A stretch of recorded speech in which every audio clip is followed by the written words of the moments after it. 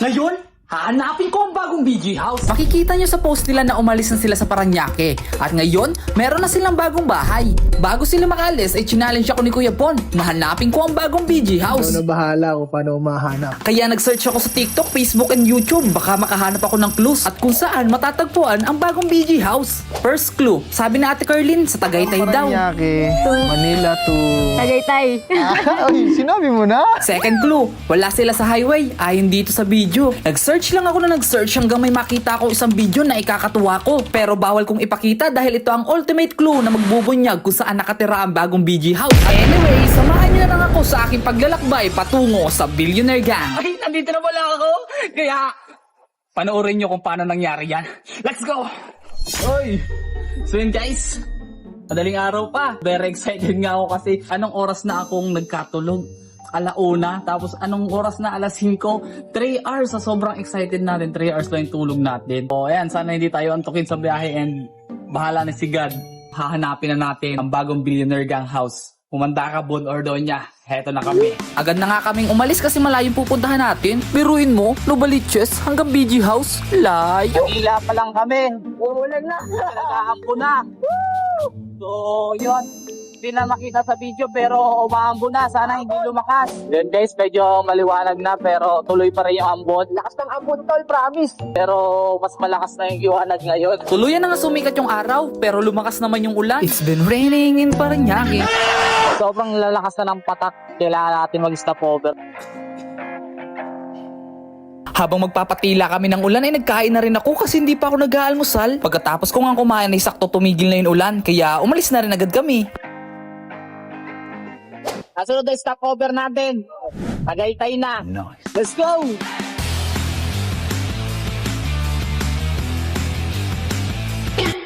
Akala ko sa Tagaytay tayo mga stopover, di na kinaya ng pantog. Nasa dulo na tayo ng Cavite. Kaya tara, tuloy na ang laban!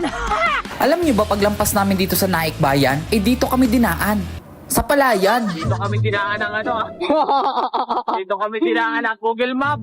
Alam nyo na kung saan yung daan ha. Bahala kayo, huwag na kayo pumunta. Sa mga sulok-sulok lang par. Pag isang mali mo dito, laglag ka dyan oh. Maliligo ka ng putik. Nung nakalabas na kami sa bukid, heto na uli kami sa highway. Pero parang highway for nothing. Kasi kapag nasiraan ka dito, paano ka? Pag nawalan ka ng gasolina, paano ka? Kasi wala man lang tayo makita kahit isang bahay. Sino tutulong sa Ngayon atin? nag-stop over uli kami dito sa Magallanes. Kaya kung bala akong pumunta sa bagong BG House. Wow. Una nagdaan tayo sa mga bukid-bukid. Ngayon ito na oh. Bundok-bundok na. Kaya kung binabalak nyo yan, marami kayong dadaanan ng mga pagsubok.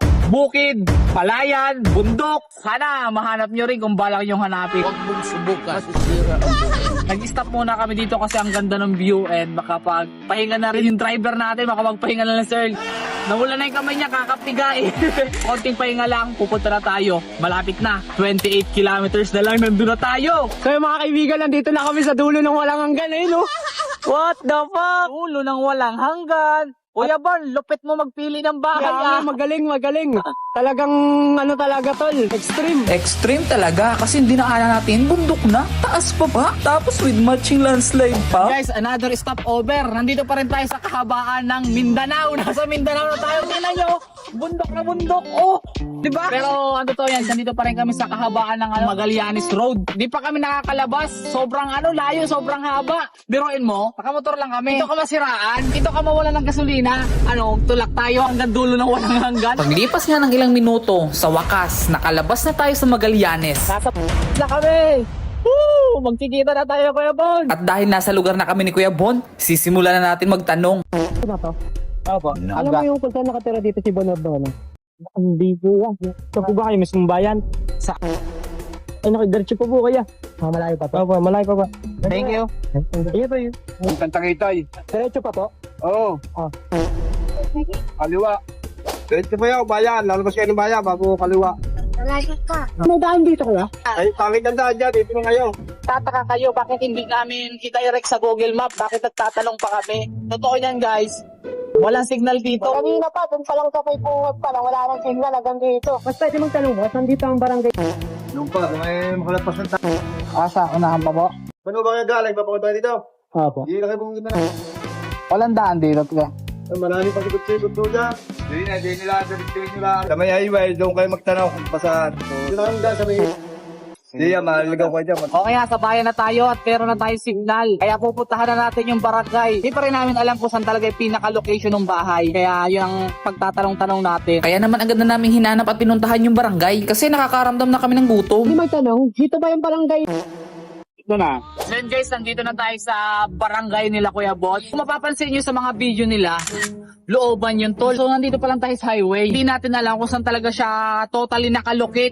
Kaya yun ang hahanapin natin at magtatanong-tanong tayo. Ang mga pagtatanungan lang natin mga bata kasi matik pag bata kilala yan billionaire gang. So pag matanda, sino yun? May kilala kayong Bonordona? Sonia? Oo. Go pa mo yung sa, yung plaka? Oo. Go pa mo yung sa may location na... Ay, si Bon, doon sa may so, natanong kami and alam nila kung saan. Sinabi sa amin yung, yung barangay, ay yung mismong lugar. Kaya yung lugar na yun ang tatanungin namin kung saan yun. Kaya, let's go! Tara na! Pwede mong tanong, boss, andito yung... Basta unahan. Heto na't nadaanan na namin yung school. Kuya, sa'yo. Upa, ay kanto daw, papasok. Kayo po card na nasusunod. Paligit na. Dalawang lokal na yun, nakanto daw talaga. Ay, ito. Ayan na. Sa wakas, narating na namin yung kanto. Pinasok na namin yung kanto. Pwede na natin kailangan magtanong dito, tol. Dito pala makikita mo na yan eh. Highway kasi yun eh. Boss, pwede magtanong, saan dito yung bahay ni Bon? Diyan po, sa kanan, doon sa may... Doon po sa may... Okay, thank you. Agad na nga namin diniretso kasi malapit na tayo sa katotohanan. Ayun na yata nakita ko ng bumungtol. Sabi, yan na nga tol, yan na nga. Ngayon, dito na kami. Mucha. Panit. Sa hinaba-haba ng biyahe natin, guys. Heto na, basic na challenge ni Kuya Bon. Ako pa ba? Malupit ito maghanap. Di ba nahanap natin billboard? Mga konting clues lang. Hanap ko na. Ito, basic clue. Alam niyo ba kung paano ko ito nahanap? Hindi wow, bawal sabihin. Kung sakali naman, nakikita nyo sa video na hindi nyo agad-agad ito mapupuntahan kasi dadaan pa kayo ng Mindanao. May Marawi, mahagera pa kayo doon. So yun guys, silipin natin ng konti. Ayun na yun. Sa aking pagsilip, ito yung nakita ko. Baka magsimba sila. Kulay si Kuya Bon eh, blue. Habang sumisilip nga ako dito at paglingon ko, Ay, ito si Kuya Bong! Ano Kuya Bong?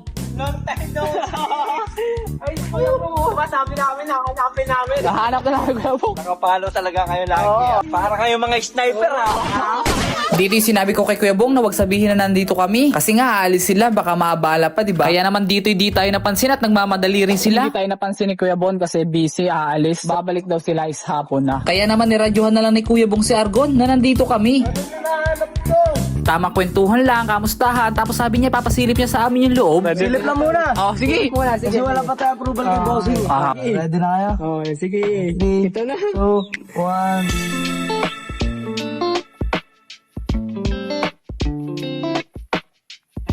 Papasok kayo, unti-unti lang. Unti lang.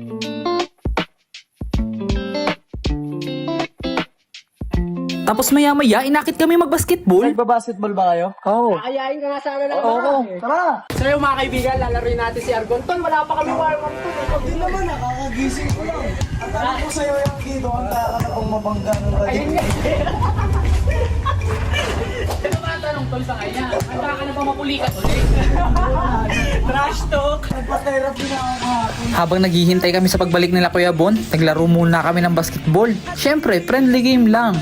Habang nagtatrash-tukan, pero talo kami dito.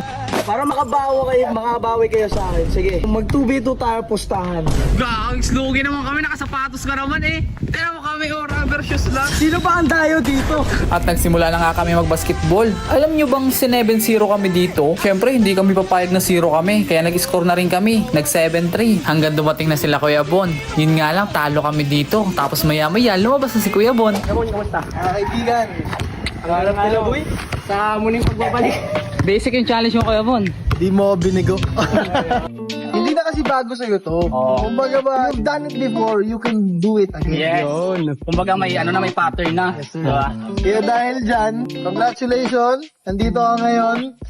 Mag-overnight kayo ngayong gabi. Stalker talaga yan. Stalker yan. Hindi ko alam, Kuya Bon. Sinuksukan kita sa bulsa mo ng GPS. Gano'n ako kalupit. Hindi to. Kaya huwag nyo gagawin yun ha. Ako lang nakakagawa Huwag nun. gagayahin yung guys. Kasi makakasuhan kayo nun. Siya lang gumagawa nun. Matindi to, matindi So, to. andito na kami. And overnight. Medyo malayo kasi tayo, kaya kailangan bukas na umaga na kayo. Para sa inyo. 6 hours din yung binahin namin. Dito na galing. Yung Baliches. Tapos dito kami nadaan sa, Magalian. Grabe kayo, bro. Pero, kudos G, ang galing ng biyahe nyo. Suwabe ng biyahe nyo, bro. Ngayon, tayo, banding tayo ngayon.